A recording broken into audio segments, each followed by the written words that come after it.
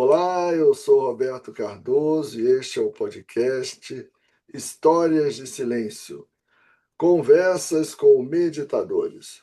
E hoje eu recebo aqui uma meditadora e instrutora de meditação certificada, a Carmen Varela, que vai nos contar bastante da história dela, do trajeto dela e do trabalho dela, onde entrar a meditação também. Carmen, primeiro, muito obrigado por estar aqui, obrigado de verdade. E eu peço que você se apresente para o pessoal saber, conhecer a Carmen um pouquinho mais. Por favor.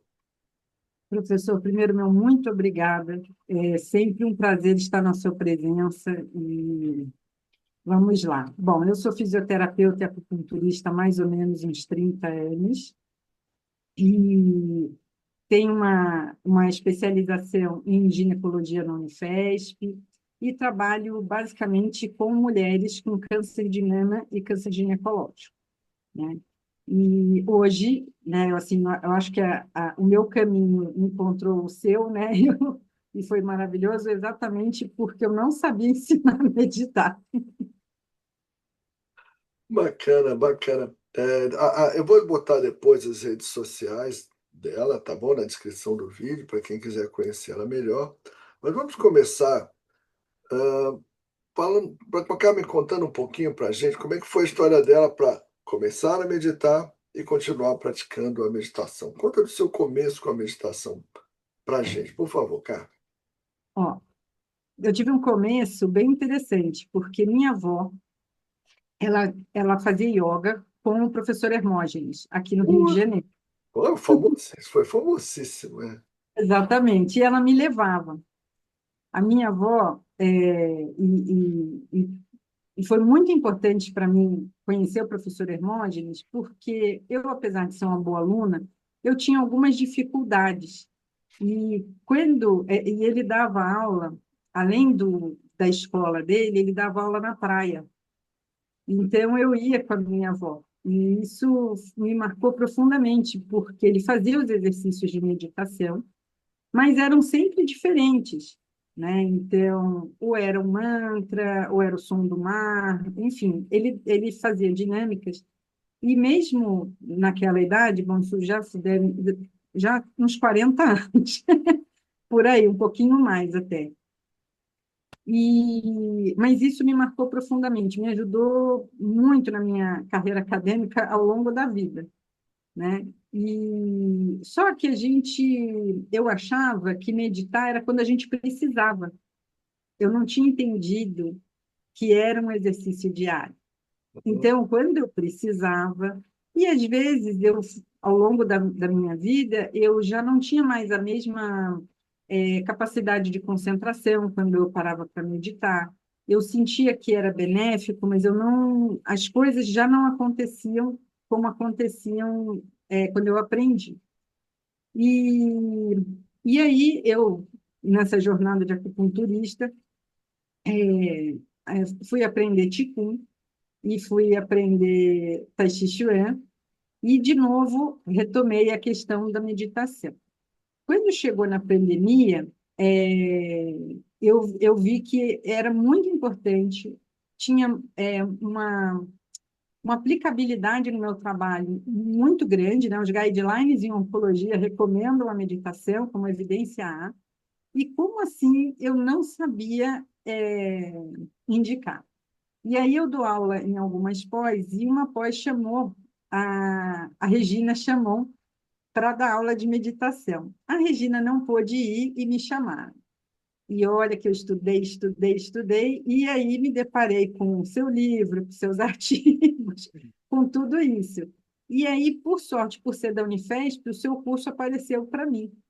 Ah, Então, e foi importantíssimo, porque ali se concretizou, né? Um ano antes, eu retomei a meditação, né?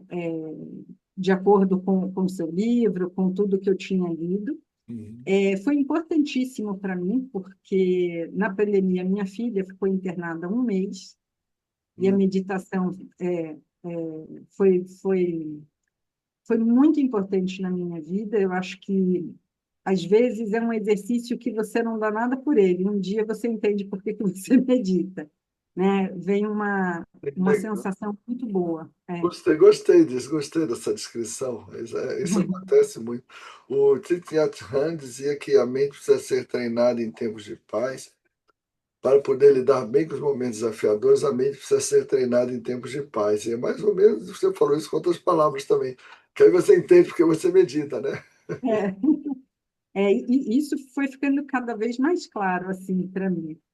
E então, quando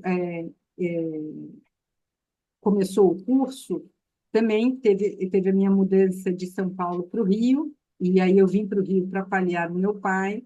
E aí também foi outro momento importantíssimo, que me ajudou muito, e eu acho que ajudou meu pai também. Eu acho que foi muito. Acho que quando a gente fica bem, todo entorno fica bem também, né? É verdade. Qual benefício você pode fazer pela humanidade é o que você é, né? Exatamente. E aí, não consegui dar continuidade ao nosso curso. No ano seguinte, me inscrevi novamente, falei, não, eu preciso, né? Tinha uma urgência dentro de mim, querendo muito aprender como que eu ensinaria. E aí isso foi fundamental para mim. Tudo que nós lemos, toda a troca, né? Todas as perguntas de todos os... Eu nunca fui uma pessoa muito falante, mas todas as perguntas, eu tenho um caderno, anotei tudo. Nossa, pode vender esse caderno caro. Nossa, e eu sempre visito esse caderno. Então, é, eu Então, posso foi dizer que daí. teve um antes e depois do curso, né? E o Vai. workshop me ajudou profundamente, porque aí eu acabei fazendo workshop em oncologia. Para E, quem não entende, o workshop é porque no final do curso, o instrutor que está se formando, ele precisa fazer um workshop, aplicar, ensinar a um grupo de pessoas. É isso que ela está descrevendo, pessoal. Quem não sabe. exatamente. E a gente tem as mesmas emoções de quando a gente vai passar num vestibular, numa prova, porque é muito bacana, né? E ver como é que isso vai se dar depois, né? Concluir de ter o desfecho. Então foi isso, e depois acabou que eu fiz um grupo para pacientes, cuidadores e para os meus alunos, pessoas em geral que trabalham com oncologia. Que bacana. E em relação a benefícios para você, não para as pessoas que você instruiu, para Carmen, vamos falar, sei lá, os dois principais benefícios se você tivesse que eleger que a meditação trouxe para Carmen. Quais seriam? Olha, um que eu sinto desde quando eu aprendi com o professor Hermógenes, que é agir e não reagir.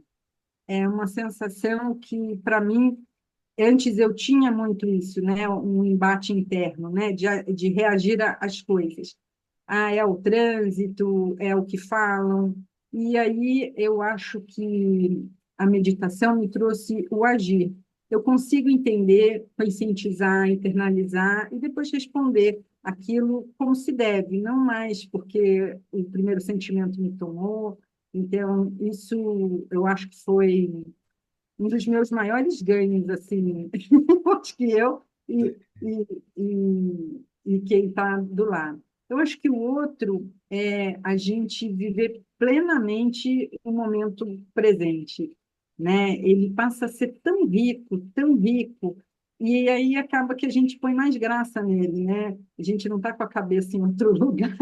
Sim, sim, a gente fica mais pleno, e isso é mais, aumenta a saciedade, traz uma espécie de uma gratidão sem causa aparente, é muito legal.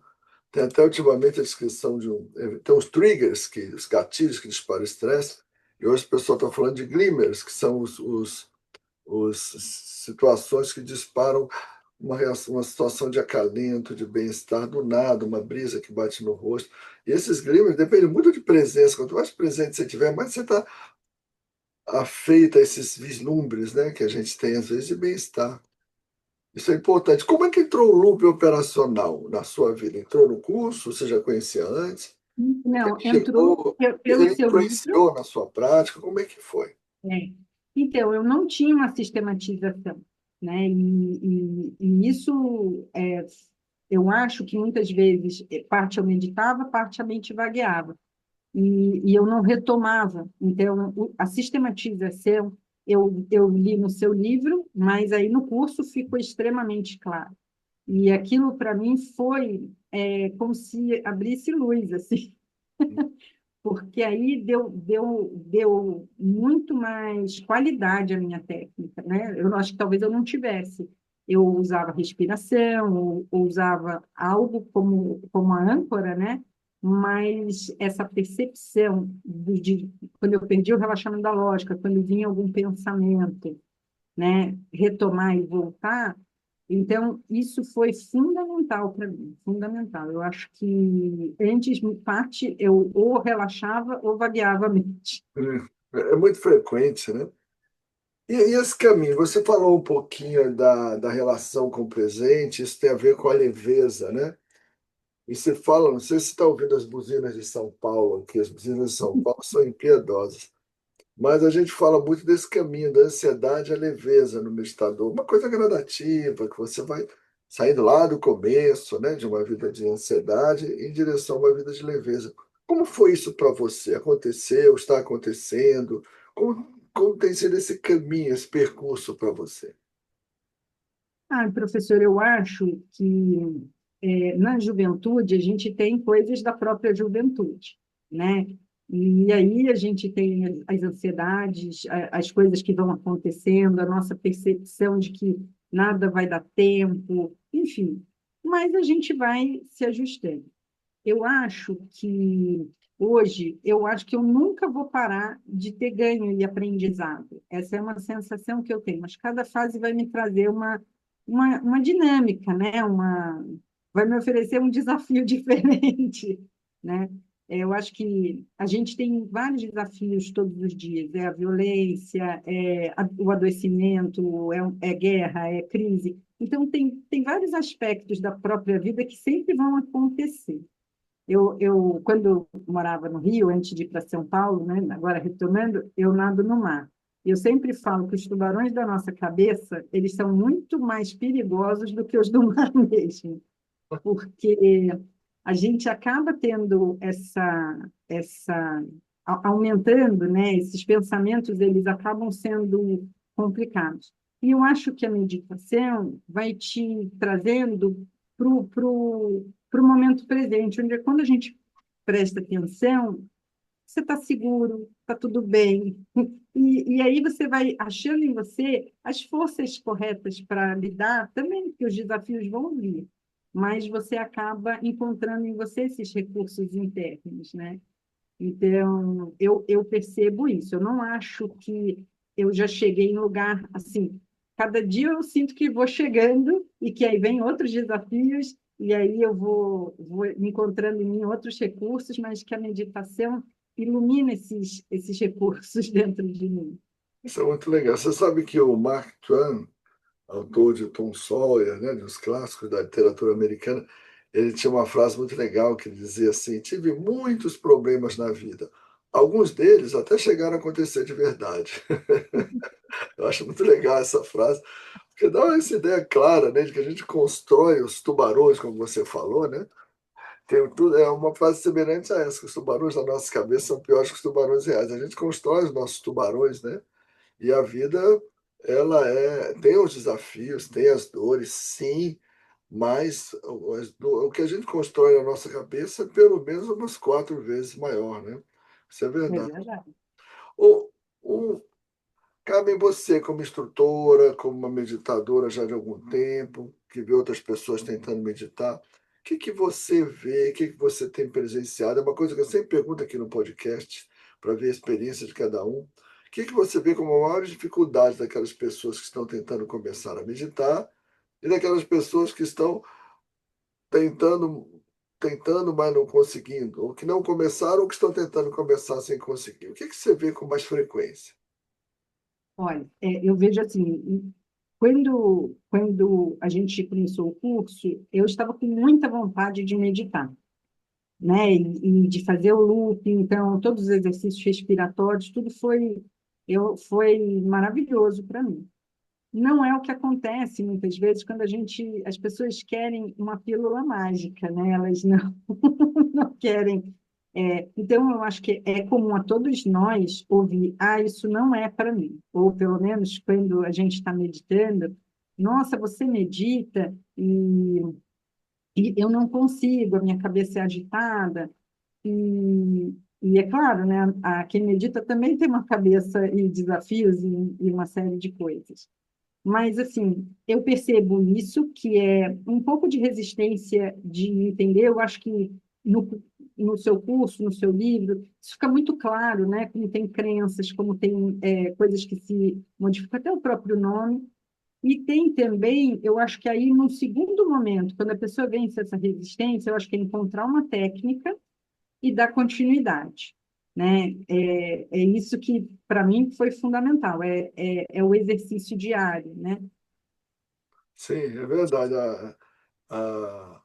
Basicamente, essa ideia de que não é para mim, ou então tem uma ideia terrível também, que meditação é não pensar em nada. Nossa, isso afasta muita gente, né? Muita gente deixa de meditar por causa desse mito, que é absolutamente mesmo um mito, né? E hoje, no seu trabalho, como é que a meditação entra? Entra para você ou entra para as outras pessoas? Porque como Ai, você é olha, autora, isso é né? muito, muito interessante. Ah, Quando eu acho que na pandemia, que eu retomei a meditação, isso é uma curiosidade. Aconteceu uma coisa engraçada. Eu morava numa casa de 2 andares, aí na Vila Mariana, em São Paulo, e o meu cachorro, já idoso, ele saía da onde ele estivesse para sentar do meu lado. quando você ia E aí, meditar, quando você ia é, meditar. É. Aqui em isso. casa tem um cachorrinho que faz isso também. Meu marido achava que eu pegava ele, até o dia que ele percebeu que não, ele arranhava a porta para pedir para ir para junto. E aí, de curiosidade, eu tirei uma foto e botei no story do Instagram. E desde então, os alunos, os pacientes, eu fiz disso um hábito. Como eu medito todo dia, né? Hoje o meu cachorrinho já faleceu, mas o que aconteceu? Eu percebi que alunos, pacientes, eles falavam: Nossa, eu vi a sua foto e me lembrei da minha meditação. E eu resolvi ajudar e me ajudar. Provavelmente fazer isso porque eu estou vendo que vai ser bacana. Mas o que acontece muito, eu acho que a gente acaba tendo, cada um tendo um perfil profissional. E sala de espera é sala de espera, né? Então, eu acho que o fisioterapeuta, ele sempre ensina respiração lenta e profunda, né? Porque é uma forma de autorregulação do paciente. E no meu caso, que eu tenho muito cuidados paliativos e terminalidade, me chamam por causa de dor de acupuntura, me chamam por causa da dor e eu faço acupuntura. É isso. E eu acabo associando a meditação. E isso tem sido, eu acho que hoje, talvez, um dos instrumentos mais importantes. E o que mais me emociona, porque muitas vezes pacientes que têm 3 meses ficam com a cabeça, bom, e o que vai acontecer quando a gente começa a conversar, meditar e trazer a mente para o presente, percebe que, bom, o tempo que eu tenho para me transformar ou para modificar alguma coisa é agora. Então, isso tem sido muito bacana e muitas vezes, depois da prática, é uma paciente que levanta e consegue comer, consegue né, dentro da sua situação. E uma das coisas interessantes é que a família acaba querendo fazer também, né? E era um trabalho que eu queria fazer com os Legal. cuidadores, porque é difícil, é uma tarefa árdua, né? É, bastante, Solitária e do cuidador, de bastante. todos, né? Mas e aí isso tem sido muito interessante, porque o que eu percebo é que quando eu estou bem e as pessoas falam, ela medita, tá, ensina para mim, e tem sido dessa forma, isso tem me ajudado É a não desafiar as pessoas. É verdade, o seu estado acaba gerando uma curiosidade nas pessoas. Teve um colega, o doutor Bruno Benites, que esteve aqui, que ele falava isso. Tinha um chefe que começou a ficar calmo, ele era tão nervoso, ninguém entendia. Aí alguém teve coragem, foi lá, perguntou a ele, ele falou que ele louco estava meditando. Foi aí que ele, doutor Bruno Benites, que hoje é instrutor de meditação, ele que Ele começou fez a meditar. comigo, Hã? ele fez a turma comigo. Ah, o Bruno foi? Ah, então, o Bruno tem essa história. Aí ele foi começar a procurar meditação, porque realmente ele viu alguém se transformando, né? Aquela figura da pessoa transformada pela meditação, ela é muito forte, né? É uma figura muito forte. E curiosamente, muita gente veio aqui que a mim disse que os mais fortes efeitos deles são as pessoas que viram e não eles. É engraçado isso. Pessoas que começam a notar, né, que você está diferente. E isso às vezes acontece na meditação. Depois, não é o pessoal que está nos ouvindo, não é uma semana, 2 semanas, tá? Mas é com, como a Carmen falou, com prática regular, continuada, diária. Assim que meditação funciona. Bom, o papo tá bom, mas a gente tem um tempo aqui que rede social a gente fica muito e ninguém assiste, né? Então, vou fechar com uma mensagem sua, uma mensagem final, livre, da sua escolha. O que você gostaria de deixar como mensagem para quem assistir a gravação desse vídeo? Vamos lá. Ah, professor, uma coisa que eu sinto diariamente, né? Eu acho que todos nós nos incomodamos. Acho que as pessoas têm uma ideia de quem medita que está vivendo uma bolha, né? Um mundo à parte. E uma das coisas que eu sempre digo é que a paz começa na gente, né? Então, se a gente está se incomodando com a agressividade do outro no trânsito, por que que a gente também, a gente tem isso dentro da gente? Se a gente não mudar, não for responsável, né, por essa nossa paz, por esse nosso papel aí no mundo, né, de ser um agente também para nós e para os outros, eu acho que não muda. E então, se eu tivesse que falar alguma coisa para quem vai meditar, é porque é um recurso incrível, né? Eu acho que nós nos beneficiamos, né? Primeiro, às vezes eu vejo na vida, vem um estímulo, sabe? Tipo um pensamento, eu Ah, volto e arranco, ah, sabe? Não deixo, não vou junto. E é bacana porque não é só o tempo que a gente medita, ela vai nos acompanhando ao longo do dia, esses efeitos, né? sim, Então, é isso. é verdade. Medito diariamente. A gente começa a levar um pouco, começa, na verdade, não é levar, a gente começa a perceber esse espaço de silêncio e paz dentro da gente, percebe que ele sempre está lá, né? A gente pode perceber ele 100%, 10%, mas ele sempre está lá, na verdade. Isso é verdade. Ok, Carmen. Bom, de novo, super obrigado pelo papo, um papo gostoso. Eu que agradeço. A gente soube um pouco mais de você. E a gente vai se pedir direitinho, mas vamos dar tchau para o pessoal que curtiu esse vídeo e que está entendendo a tua história, o teu contato com a meditação, o seu caminho. Obrigado por ter assistido também, pessoal. Tchau, pessoal. Tchau, tchau.